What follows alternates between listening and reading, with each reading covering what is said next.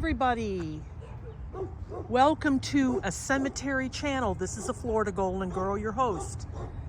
I'm back in the town of San Antonio, Texas. Today's local cemetery that we're going to be driving through and checking some headstones out is City Cemetery number 3.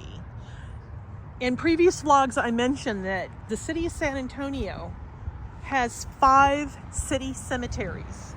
We've been to number 5, and now we're going to take a look at number 3. So I'm back in the saddle again. You've seen a few of the other ones where I kind of had to leave early because I didn't feel safe. I am, when you see the same people strolling around, that gives you food for thought. So let's check some local headstones out. So this is in loving memory of Robert Bell. He died at 62.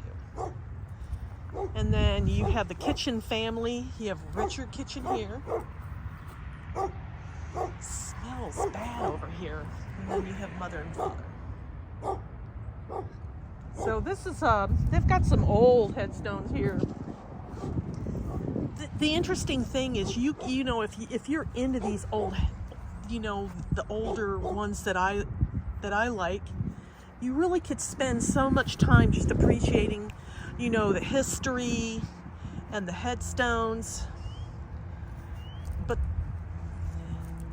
the problem is that a lot of these cemeteries, you really, really, really have to be careful. I don't have anybody with me. I'm by myself on this trip. So I'm just trying to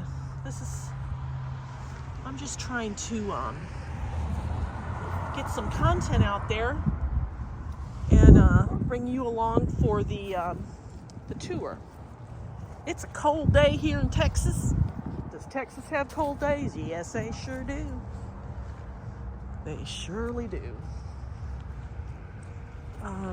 I think what we're going to do is we're going to check a few more out, and then we're going to go hop in my my truck, because I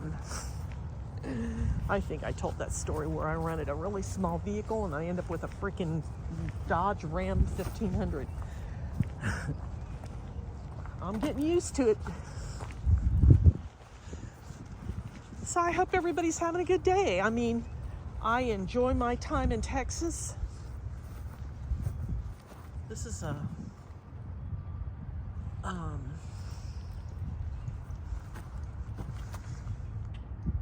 but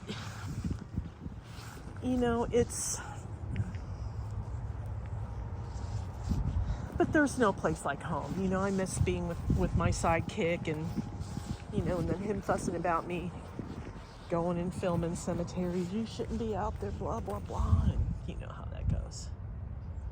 Died in 1928. Louise Schreiner.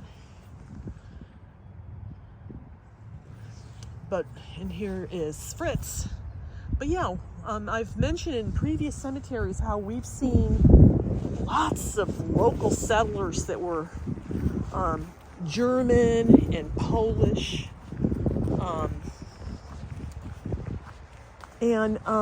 Yes, Texas is a big time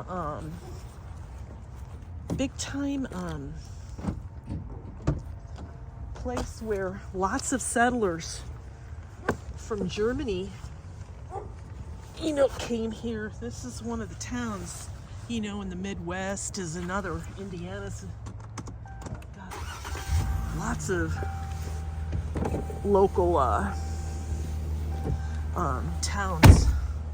So now let's pick this up and do a drive-through.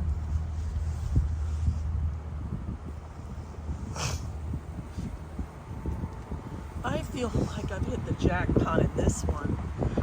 It's cemetery after cemetery. All of those over there I've done.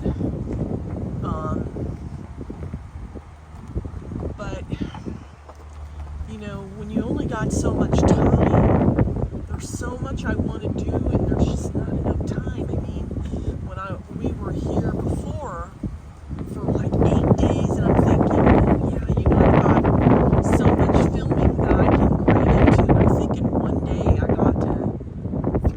cemeteries, which I knew, you know, because I had lived in the area, and now it's sort of like, you know, I just got off the plane and got a total of 5 cemeteries done, but then I was so tired and I wanted to go on, but you know, when you get up there in age and the weather's cool and it's, you know, your body ain't cooperating, what you gonna do?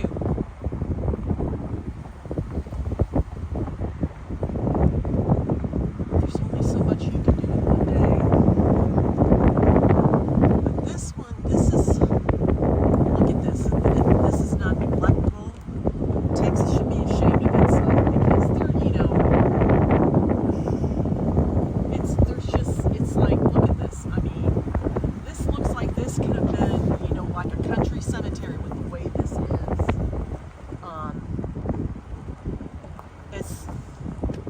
I've seen too many of these cemeteries where it's just such a shame that this is what you see, you know, where headstones are just, you know, graves are desecrated, you know, the area looks like garbage. I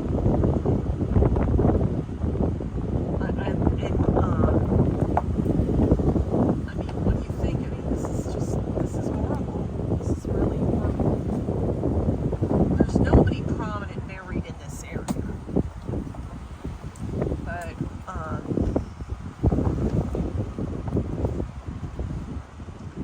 we're going to go over here and check a few out, and then we're going to move on to our next adventure.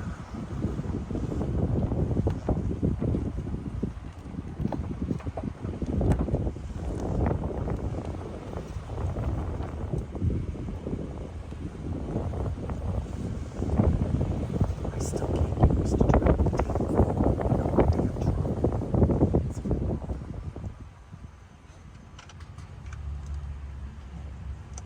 I am going to do the one thing I normally never do, and that's leave my car unlocked. So let's see, we've got Josephine Gladys. There's no date of death on here. You've got a veteran. Look at this, you can tell. And he was, he died in 1931, so 165th Depot Brigade. So I don't know if he was a Civil War veteran or not. Probably not. So normally anything like this is a family grave. So this is the Ratliff family. You've got mother, and then you got her mother, and then you've got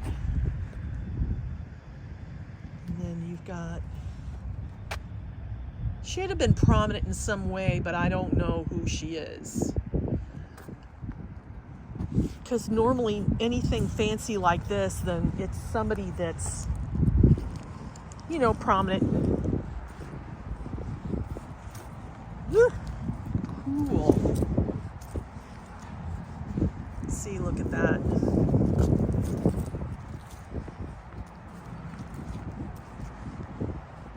I think I've mentioned that I think that there's a lot of homeless people that live in cemeteries now. I couldn't do that. That's just too creepy. So you have Father Ignacio Cantu, who died in 1962. You have the Hedgewoods, 55, 53, 47. Here's an old one here. Dillwood family.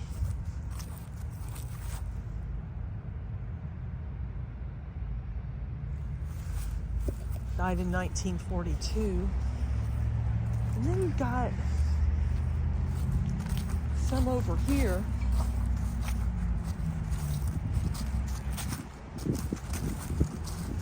See, this must have been more to this, unless this is just a real fancy one. This is Grace Wren.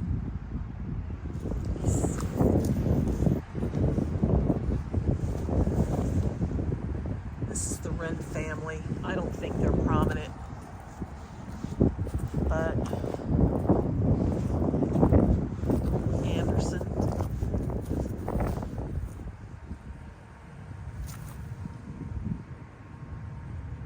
Lots of older graves, folks.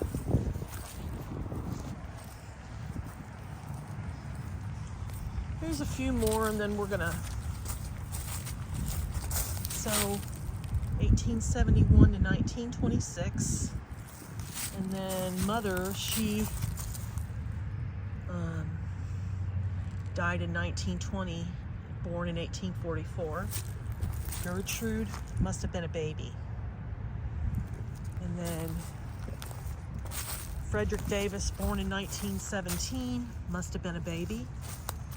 And then Annie Morris, 1886 to 1956.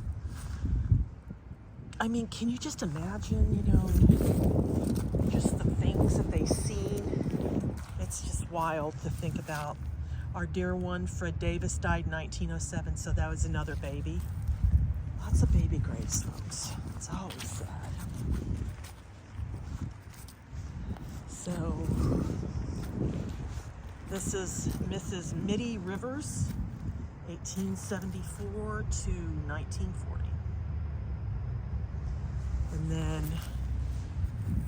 1896 to 1974. And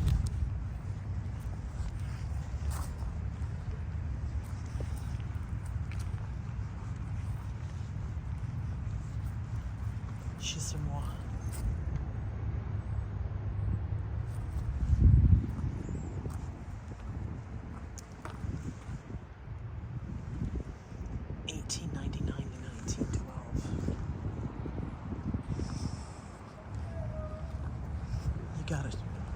I'm not far from New Braunfels. Those that are familiar with the area, so I'm really not that far from Fort Bend Harrison. I mean, not Fort Bend Harrison, Fort St. Houston. So, this is my rental car. Beauty, but that thing is, I mean, it's just so freaking high. It's crazy. I see the appeal, but when it comes to parking, it's so difficult. And it's, what are you gonna do, you know? Anyway, folks, that's our tour to City Cemetery number 3. On to the next adventure. This is the Florida Golden Girl saying thanks for watching, and so long for now.